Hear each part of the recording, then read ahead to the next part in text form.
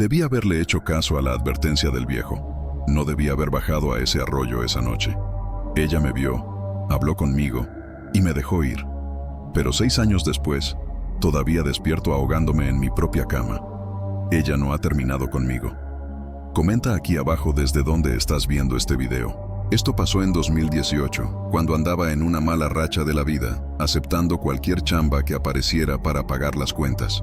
Acababa de salir de un trabajo fijo en una fábrica que cerró, y estaba desesperado por cualquier cosa que me diera algo de dinero a fin de mes. Fue cuando un conocido me recomendó para un trabajo en un rancho ganadero bien adentro del monte, lejos de todo. El dueño necesitaba a alguien para arreglar las cercas que había tirado un ventarrón fuerte y para ayudar con el manejo del ganado durante unas semanas.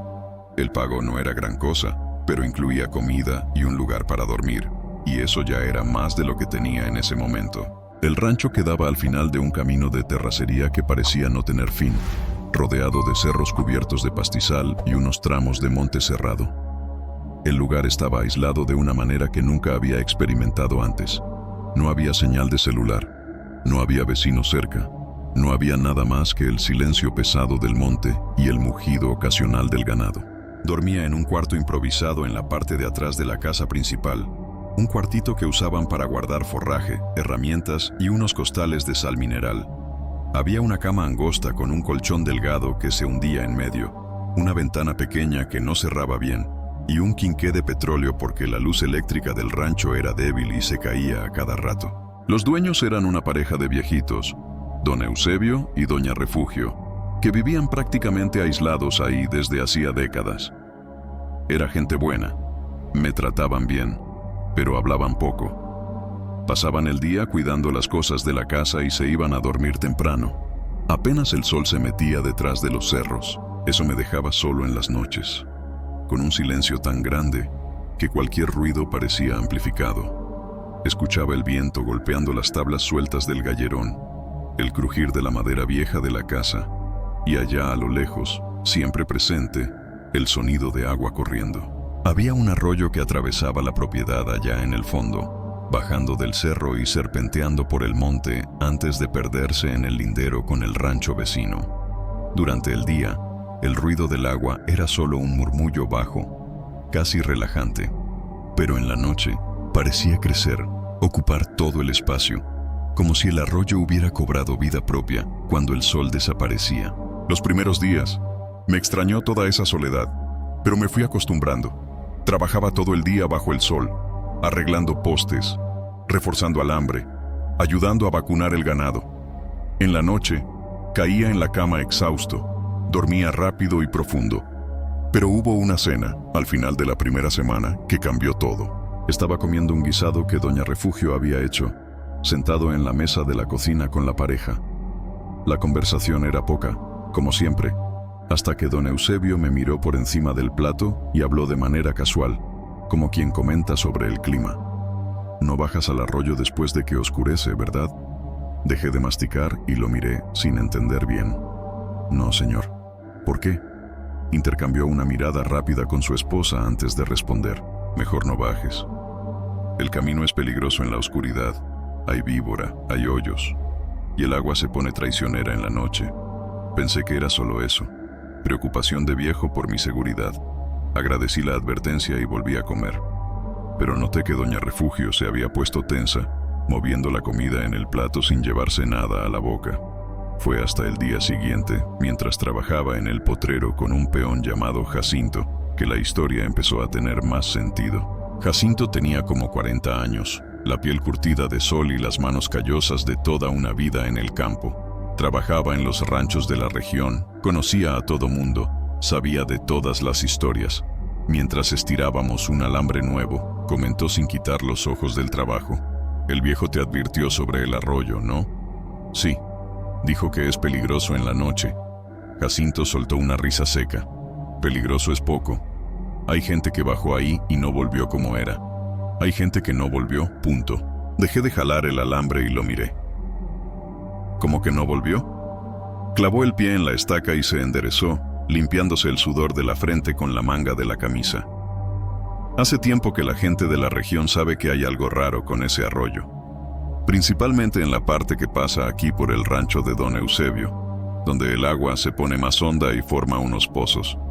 Escupió en el suelo y continuó. Dicen que hay una mujer que aparece ahí, siempre de noche, siempre en el mismo lugar, arriba de unas piedras en medio del agua. Se queda parada, llorando. Un llanto que no es de gente viva. Intenté reír, pero la forma seria en que hablaba me trabó. ¿Y qué les pasa a los que la ven? Jacinto me miró a los ojos. Unos vuelven enfermos. Les da una fiebre que ningún doctor descubre la causa. Otros vuelven diferentes, callados, asustados, con una mirada perdida. Y hay unos que simplemente se esfuman. Dejan la bota en la orilla del arroyo, el sombrero colgado de una rama, y nunca más nadie los ve. Hizo una pausa y volvió al trabajo, pero lanzó una última frase al aire. Ella no se lleva a todos, pero cuando se lleva a alguien, no lo suelta. Pasé el resto del día pensando en eso, tratando de convencerme de que era solo historia para asustar forasteros, superstición de gente que vive demasiado aislada. Pero en la noche, cuando me acosté en mi cuartito y escuché el sonido del agua allá abajo, sentí un escalofrío que no tenía nada que ver con el viento frío que entraba por la ventana. Pasé como 5 días sin problema alguno. Trabajaba, comía, dormía. Evitaba mirar hacia el fondo del rancho cuando caía la noche. Evitaba pensar en el arroyo, en la mujer, en las historias. Hasta que una noche, como a las 11, un dolor de estómago violento me despertó. No era un cólico común, era un dolor que retorcía todo por dentro, que me hacía sudar frío y gemir bajito. Intenté aguantar, cambiar de posición, respirar hondo, pero nada funcionaba. No había medicina en mi cuarto, nada. Y no iba a despertar a los viejitos a esa hora por un dolor de estómago. Fue cuando recordé. El día anterior, había visto unas matas de hierba medicinal cerca de la bajada al arroyo. Poleo, hierbabuena, esas plantas que la gente usa para hacer té para el estómago. Sería rapidito. Bajar, cortar las hojas, volver, hacer el té en el anafre que tenía en el cuarto. Miré por la ventana. La noche estaba clara, luna casi llena. Se podía ver el camino. El dolor dio otra punzada y me doblé, gimiendo. A la chingada con las historias. Necesitaba ese remedio. Me calcé la bota como pude, agarré mi lámpara y salí. El aire afuera estaba quieto de una forma extraña. No había viento ninguno, ningún ruido de animal, ningún movimiento en los árboles.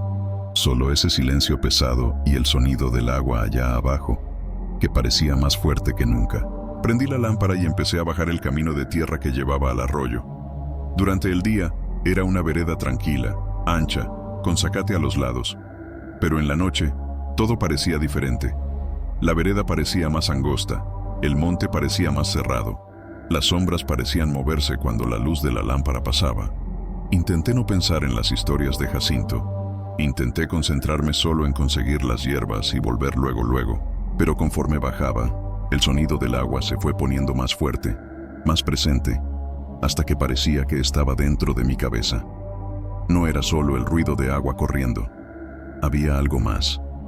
Un arrastre, como si algo pesado estuviera siendo arrastrado por la corriente.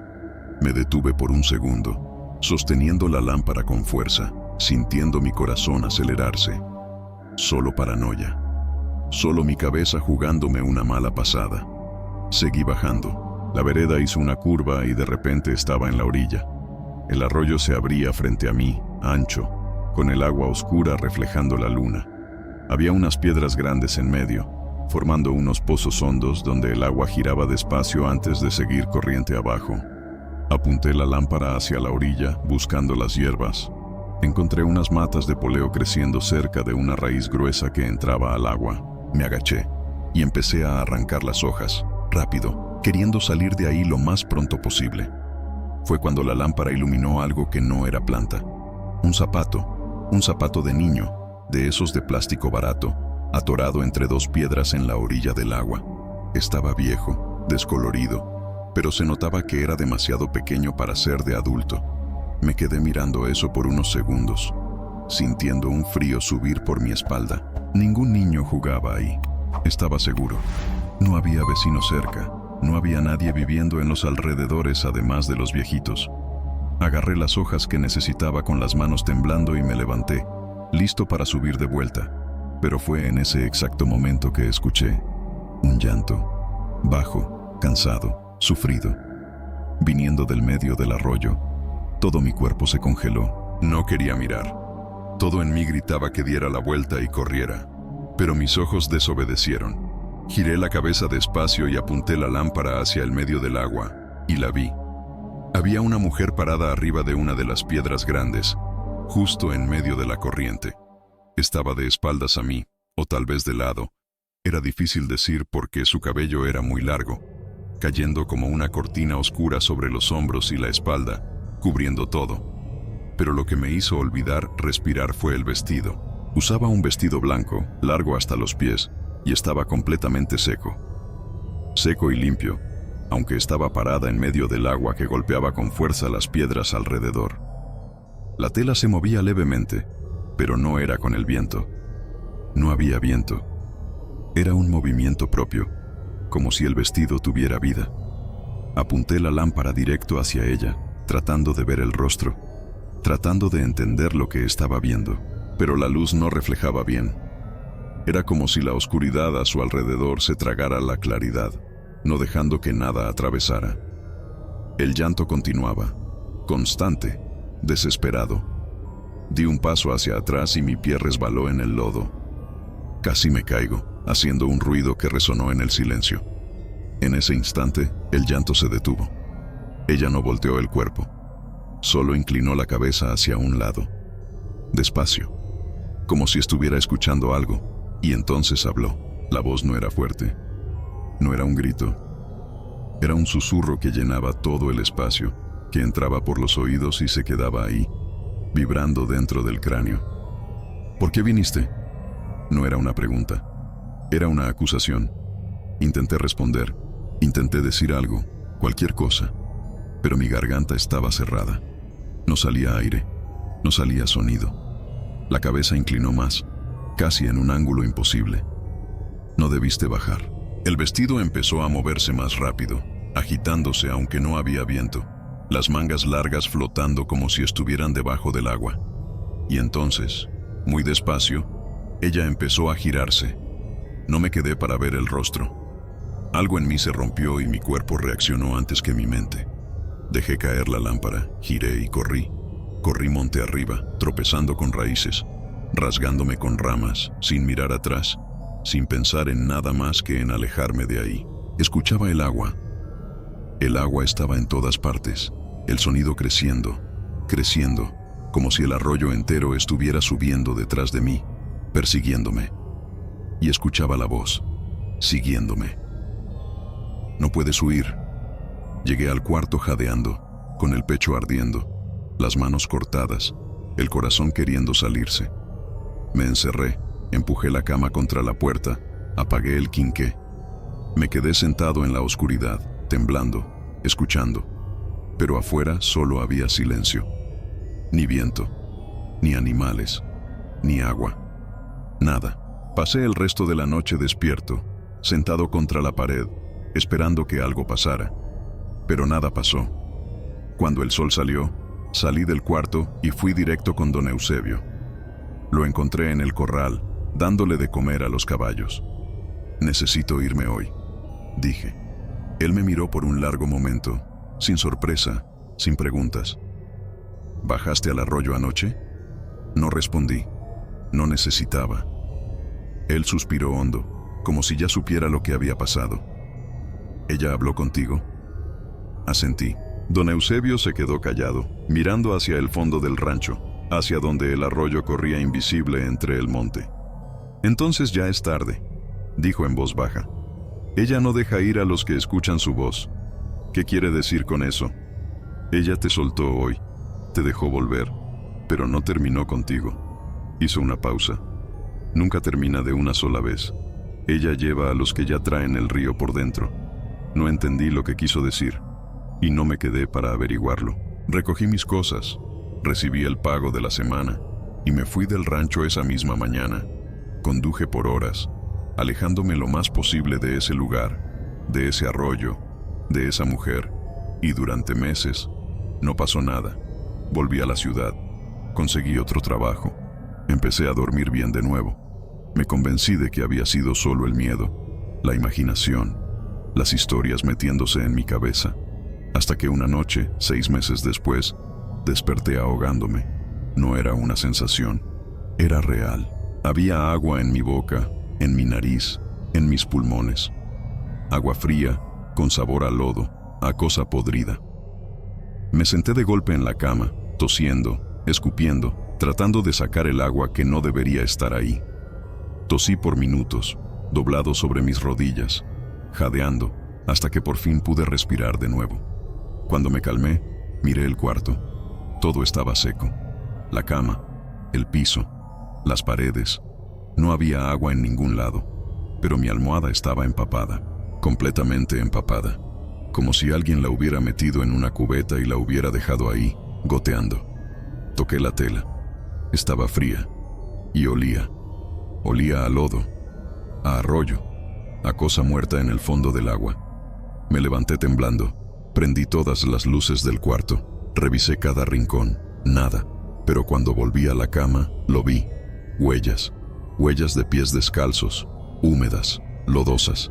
Empezaban en la ventana cerrada y cruzaban el cuarto hasta la cama, hasta donde yo había estado durmiendo, y se detenían ahí, junto a mi almohada, como si alguien se hubiera quedado parado junto a mí mientras dormía. Me quedé mirando esas huellas durante no sé cuánto tiempo, sintiendo mi respiración acelerarse, sintiendo que algo en mi pecho se apretaba. Agarré mi celular y marqué a un amigo. Le dije que algo raro estaba pasando, que necesitaba quedarme en su casa esa noche. Él aceptó sin hacer preguntas. Empaqué una bolsa rápido, sin volver a mirar las huellas, y salí del departamento. Pero esa noche, cuando dormí en el sofá de mi amigo, desperté de nuevo ahogándome. La misma agua fría, el mismo sabor a lodo. Y cuando tosí, cuando finalmente pude respirar, miré hacia el piso. Las huellas estaban ahí también, lodosas, húmedas, llevando desde la puerta hasta el sofá donde yo dormía. Mi amigo no las vio. Cuando le pregunté si había visto las huellas en el piso, me miró confundido. ¿Cuáles huellas, cabrón? El piso está seco. Y tenía razón. Para él, el piso estaba seco, pero yo las veía, claras, profundas. Ahí fue cuando entendí. Ella no estaba en ese lugar. Estaba conmigo. Volví a mi departamento al día siguiente. No tenía caso huir. No había a dónde ir. Y desde esa noche, no ha parado. Cada noche despierto ahogándome. Cada noche toso agua que no debería estar ahí. Cada noche el olor a lodo está más fuerte, más presente. Y las huellas están más hondas. Durante el día, intento vivir normal. Voy a trabajar. Hablo con gente. Hago como que todo está bien. Pero en las noches, cuando apago las luces, escucho el sonido del agua. No afuera, adentro, dentro de las paredes, dentro del piso, dentro de mí. Y a veces, cuando estoy a punto de dormir, escucho su voz, susurrando, siempre lo mismo. Ya casi. Intenté buscar ayuda. Fui con un sacerdote, le conté todo. El rancho, el arroyo, la mujer, las huellas. Él me escuchó en silencio, sin interrumpir, y cuando terminé, solo dijo: hay cosas que el agua no suelta. Hay espíritus que nacen del agua y solo conocen el hambre. Hizo la señal de la cruz sobre mí. Reza, mantén la fe. Pero si ella ya puso su marca en ti, no hay escapatoria. Salí de ahí sin consuelo. Intenté con una curandera. Una señora vieja que vivía en las afueras de la ciudad, que la gente decía que sabía de estas cosas. Ella me miró a los ojos, me tocó la frente con sus dedos arrugados y retrocedió. «Hueles a río», dijo. «A río viejo, de esos que se tragan a la gente y no la devuelven». Negó con la cabeza. «Ya no eres tierra seca, hijo, ya traes el agua adentro». «¿Qué puedo hacer?». Ella no respondió. Solo me miró con lástima. «Nada. Lo que sea que viste, lo que sea que te vio, ya te reclamó». Volví a casa sin esperanza.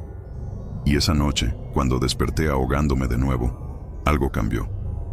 Esta vez no estaba solo.